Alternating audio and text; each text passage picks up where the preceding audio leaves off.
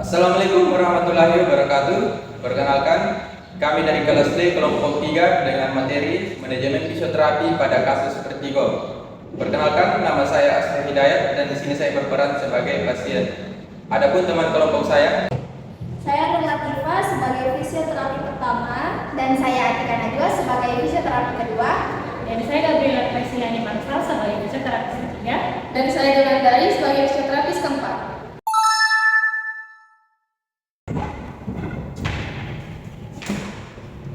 Selamat pagi Pak, silakan duduk. Perkenalkan Pak, saya Fisio Latifah yang akan menangani Bapak pada hari ini. Kalau boleh tahu namanya siapa ya Pak? dan nama saya Asrul Hidayat. Asri Hidayat, umurnya 27 tahun. 27 tahun, dan sekarang lagi pekerjaannya Pak? Pekerjaan sebagai wira swasta. Oke, anak swasta, hobinya? Hobi main futsal. Oke, hobinya main futsal. Oke Pak, berikutnya kita masuk ke pemeriksaan umum. Kita ke bed dulu. Tapi Pak, saya periksa dulu tekanan darah dan suhunya ya. Permisi Pak.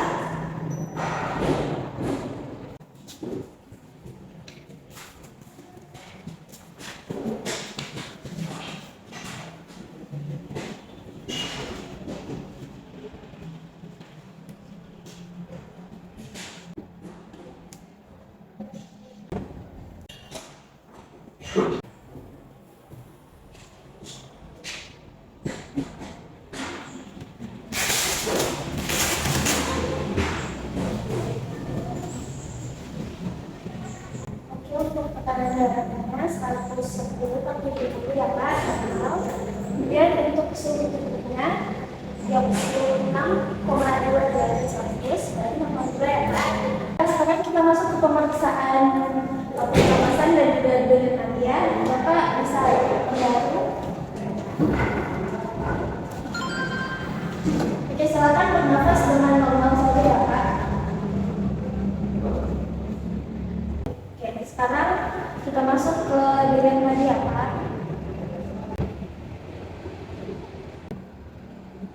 Oke, untuk pernafasannya, Bapak pernafasannya 24 kali per menit dan juga denyut nadinya 60 kali per menit.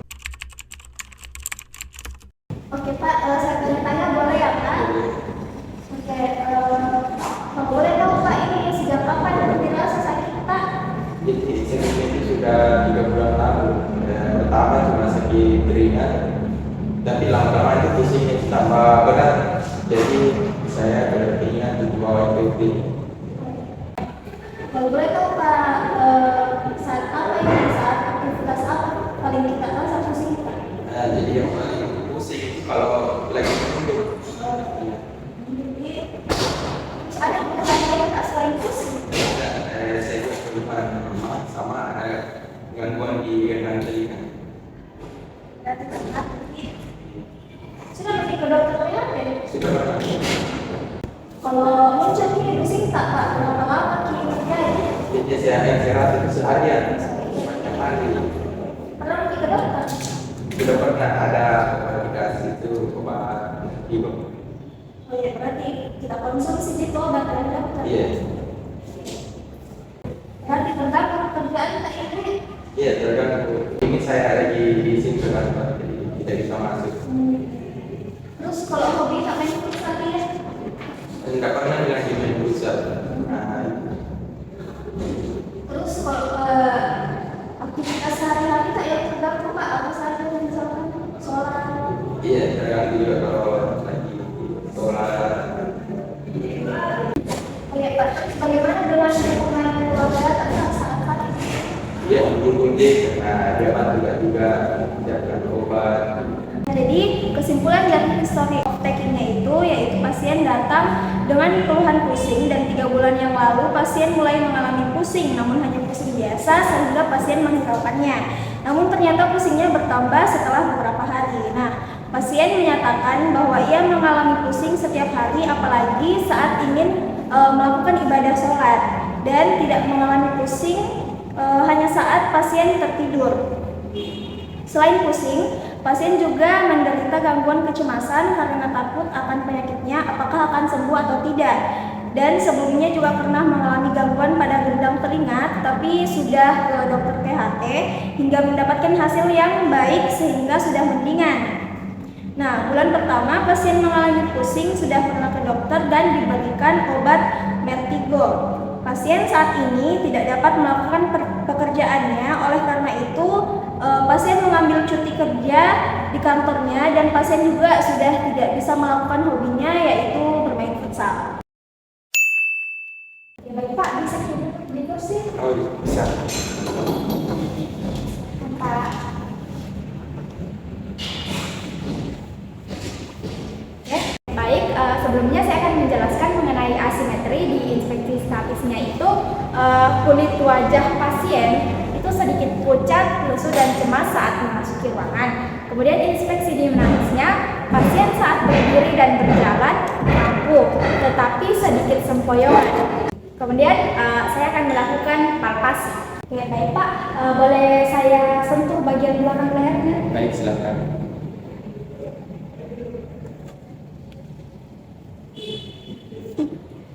Sini agak. Baik, setelah melakukan palpasi pada pasien, jadi suhu badan pasien itu normal, kemudian terdapat nyeri tekan di area otot upper trapezius dextra. Oke, baik Pak, selanjutnya saya akan melakukan beberapa pemeriksaan gerakan. Boleh Bapak menundukkan kepala seperti ini? Bagaimana perasaannya Pak? Agak pusing. Baik, kemudian Bapak boleh melihat ke atas. Kalau itu seperti itu, bagaimana perasaan Bapak? Pusing juga. Baik, kalau begitu Bapak boleh miringkan kepalanya seperti ini. Sudah bisa. Wah, baik. Kemudian kalau ke sebelah kiri Pak. Oh, iya, baik. Selanjutnya Bapak boleh melihat ke saya. Oke, baik. Selanjutnya Bapak silakan ke pintu. Baik Pak, boleh saya bantu lakukan gerakannya? Baik, silakan.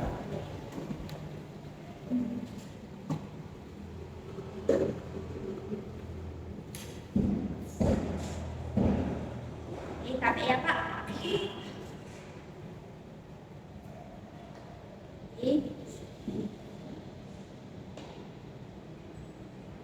Bilang ya Pak kalau terasa sakit.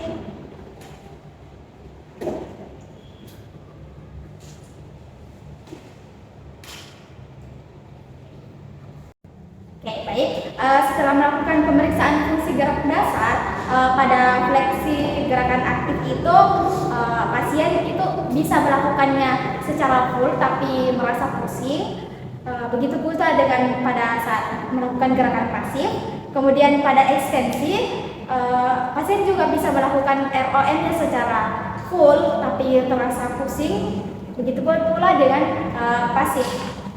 Kemudian pada lateral fleksi dextra, gerakan aktifnya itu pasien terbatas, sedangkan secara pasif pasien bisa melakukan full tapi pusing. Kemudian lateral fleksi sinistra, pada gerakan aktifnya itu pasien bisa melakukannya secara full, begitu pula dengan gerakan pasifnya.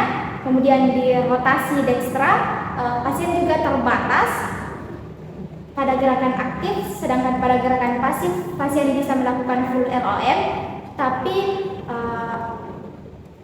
merasa pusing. Kemudian rotasi sinistra, pada gerakan aktif dan gerakan pasif pasien dapat melakukannya secara full ROM. Baik, selanjutnya saya akan menjelaskan mengenai restriktif. Limitasi ROM itu keterbatasan ROM servikal, kemudian limitasi ADL-nya itu pusing saat melakukan aktivitas sehari-hari, terutama saat melakukan ibadah sholat. Kemudian limitasi pekerjaan, keterbatasan saat melakukan pekerjaan, cuti kerja akibat keluhan. Kemudian limitasi rekreasi, sudah tidak pernah melakukan olahraga futsal. Selanjutnya tissue impairment and psychogenic prediction. Pada neurogennya itu ada gangguan vestibular perifer. Pada muskulotendinogennya ada tenderness upper trapezius. Osteoarthrogennya tidak ada. Kemudian psikogennya itu cemas. Baik, jadi untuk tes KRSA ini, pasien akan diberikan 21 pertanyaan mengenai gejala kecemasan. Jika pasien mengalami gejala tersebut, maka akan diberi nilai. Bila total skornya kurang dari 14, artinya tidak ada kecemasan. Lalu 14 sampai 20 itu kecemasan ringan, 21 sampai 27 itu kecemasan sedang, 28 sampai 41 itu kecemasan berat, 42 sampai 56 itu kecemasan berat sekali. Nah, setelah saya tanya-tanya kepada si pasien ini, beliau mendapat nilai 23 dengan interpretasi pasien mengalami kecemasan sedang. Baik, tes yang kedua ada tes over. Di sini pasien berdiri dengan kedua kaki dirapatkan dan kedua mata terbuka selama 20 sampai 30 detik. Lalu yang kemudian ada dengan mata tertutup, seperti tadi juga berdiri dengan kedua kaki dirapatkan selama 20 sampai 30 detik. Baik, Pak bisa diingetin?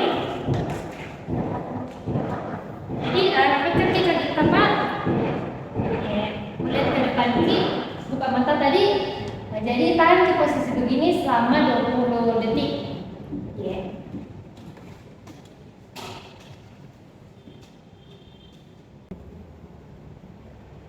Ya, sudah 20 detik. Bagaimana dirasa Pak? Ada pusing? Tidak ada. Kalau mual? Tidak juga. Oh iya. Terus lagi itu dengan mata tertutup nih Pak. Kayak tadi lagi. Iya, tutup mata Pak.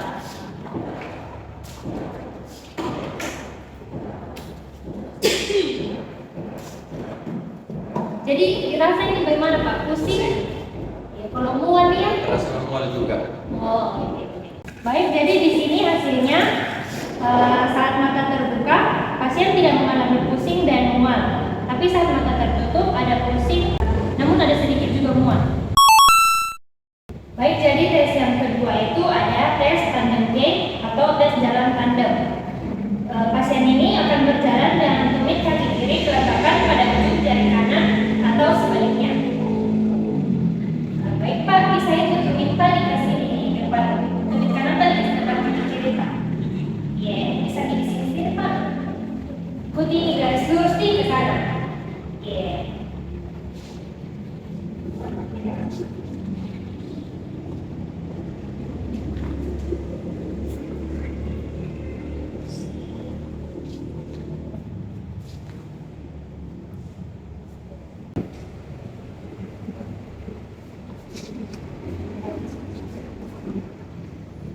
Baik, jadi bila ada kelainan pada vestibular, pasien itu akan mengalami perjalanannya itu akan menyimpang ke sisi sebaliknya.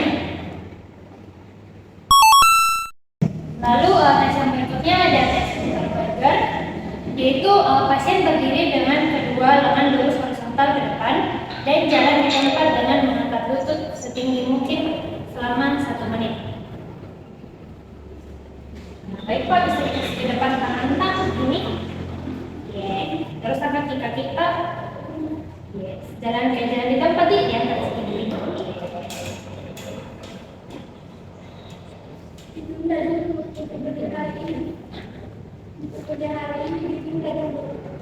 Bagaimana dirasa Pak? Pusing. Oh iya.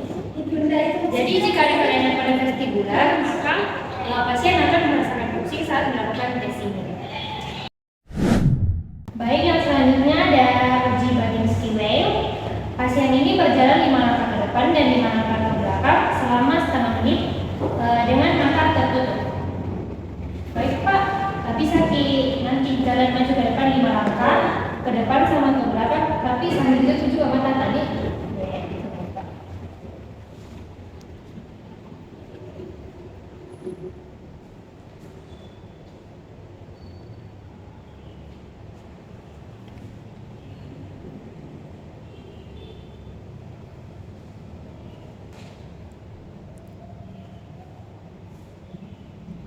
Tidak suka mata Pak, gimana dirasa Pak? Pusing. Oh iya. Jadi di sini jika ada keadaan vestibular, maka pasien mengalami pusing pada saat matanya ini ditutup. Lalu yang berikutnya ada uji telunjuk barani. Pasien diinstruksikan mengangkat lengannya ke atas dengan jari telunjuk lurus ke depan. Kemudian diturunkan sampai menyentuh telunjuk tangan pemeriksa. Hal ini dilakukan berulang-ulang dengan mata terbuka maupun tertutup. Nah, baik Pak, jadi angkat tangan ke depan dulu. Oke, ikuti angkat tangan lain nanti, tapi kasih pas lagi di sini. Jadi, oke, dengan mata terbuka nih, sabar. Turun lagi. Oke, coba dengan mata tertutup Pak.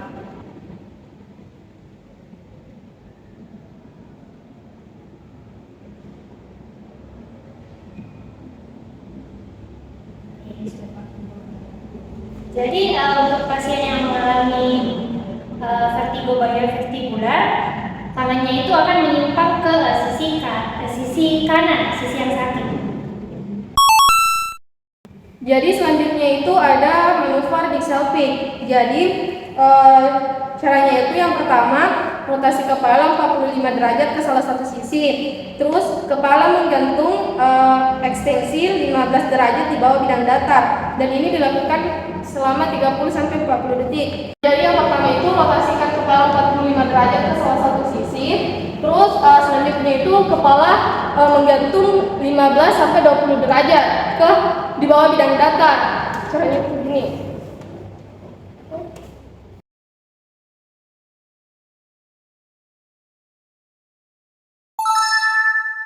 Selanjutnya itu ada manuver apply. Jadi yang pertama itu rotasikan kepala 45 derajat ke salah satu sisi telinga yang sakit. Terus kepala itu menggantung 15 derajat di bawah bidang datar. Selanjutnya itu rotasikan kepala 90 derajat ke sisi yang berlawanan. Terus selanjutnya rotasi kepala 90 derajat ke salah satu sisi yang sama. Diikuti rotasi badan. Posisi kepala itu 45 derajat terhadap bidang horizontal. Jadi yang pertama itu rotasikan kepala 45 derajat ke sisi yang sakit. Misalnya ini yang sakit, jadi rotasikan 45 derajat ke sisi yang sakit. Terus itu dijatuhkan, dia itu menggantung 15-20 derajat di bawah bidang datar. Terus kepalanya itu dirotasikan 90 derajat ke sisi yang berlawanan. Nih. Terus rotasikan kepala 90 derajat ke sisi yang sama diikuti oleh rotasi badan.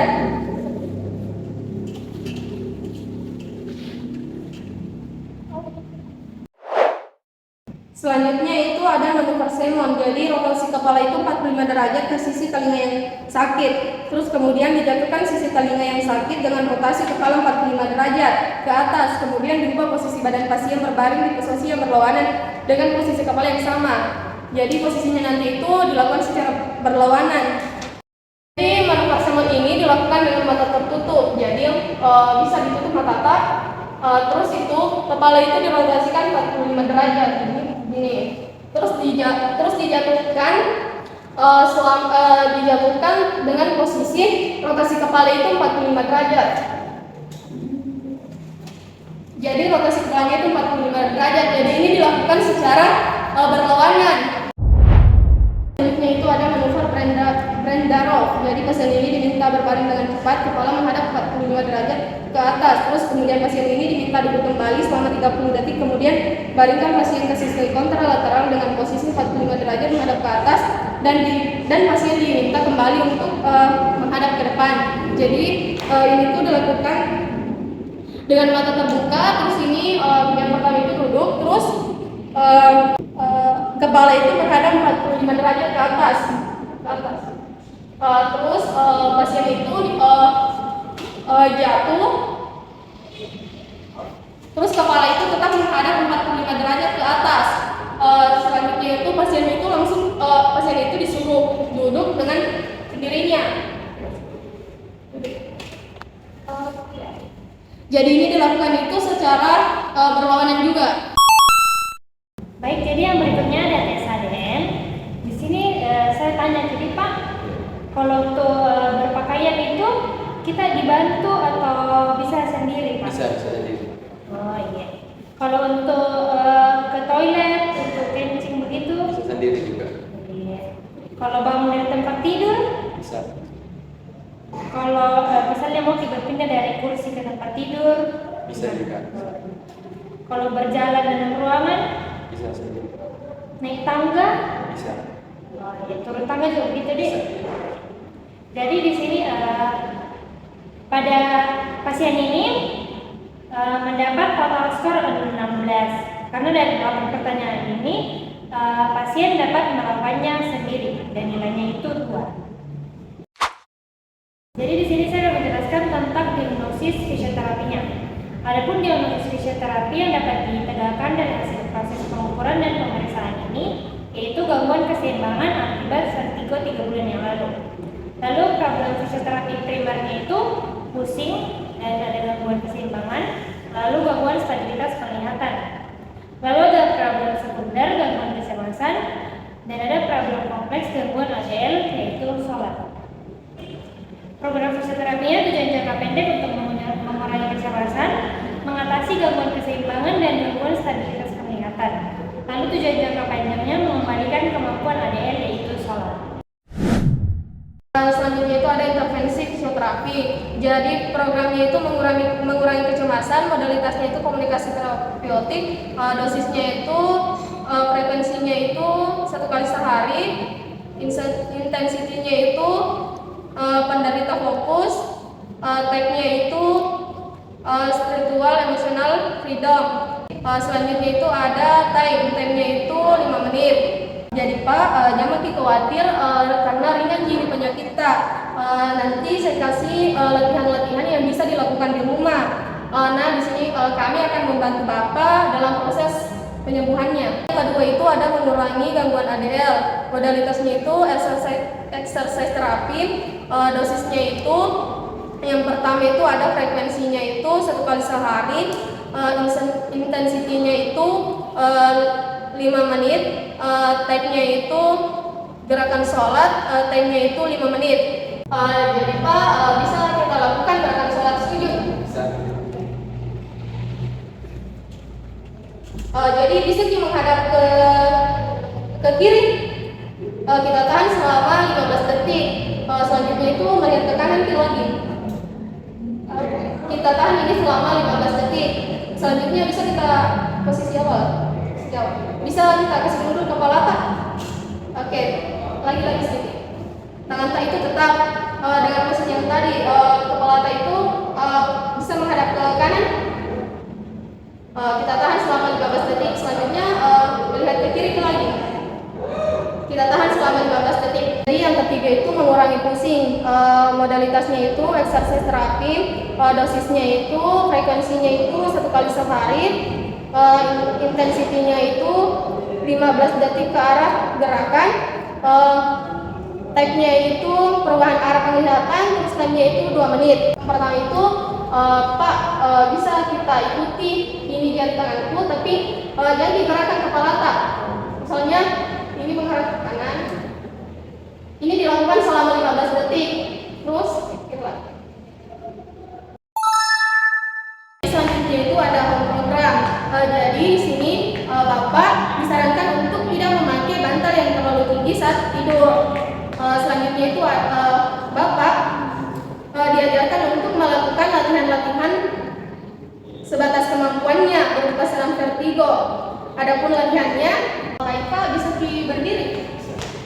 Baik, di sini kita akan melakukan latihan senam vertigo. Jadi yang pertama itu Bapak melakukan begini Pak, ini, terus begini. Jadi Bapak bisa lakukan? Bisa. Ya, terus lagi. Baik, jadi Bapak ini melakukan 2 kali sehari, 8 kali hitungan, 3 kali repetisi dan 2 set. Jadi ini dilakukan selama 2 menit. Jadi selanjutnya itu ada neck rotation. Caranya itu begini. Ini, terus begini. Ke kanan. Selanjutnya. Oke, jadi Bapak ini juga melakukannya selama 2 hari, 8 kali hitungan, 3 kali repetisi, 2 kali set. Jadi ini dilakukan selama 2 menit. Selanjutnya itu Ini Pak. Jadi selanjutnya itu ini bisa kita ikuti Kak. Ini selanjutnya nomor kiri lagi. Oke, jadi ini dilakukan selama 2 kali sehari juga, 8 kali hitungan, 3 kali repetisi, 2 set. Ini dilakukan selama 2 menit. Jadi selanjutnya itu begini, gitu. Jadi itu ada ya, terus depan lagi. Oke, jadi ini dilakukan selama 2 kali sehari, 8 hitungan, 3 kali repetisi, 2 set, dan dilakukan selama 2 menit. Selanjutnya itu ada ini, kita tarik kepala atas.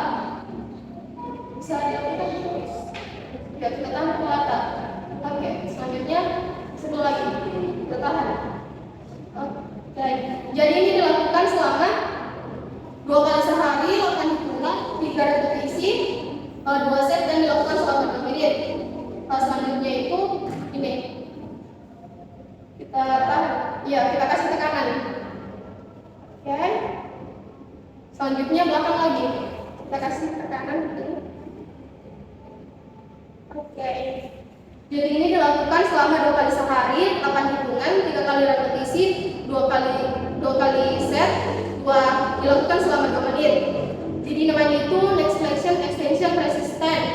Jadi selanjutnya itu begini. Selanjutnya begini Pak. Ya. Sebelah lagi. Oke. Jadi ini dilakukan selama 2 kali sehari, 8 hitungan, 3 repetisi, 2 set, dilakukan selama 2 menit.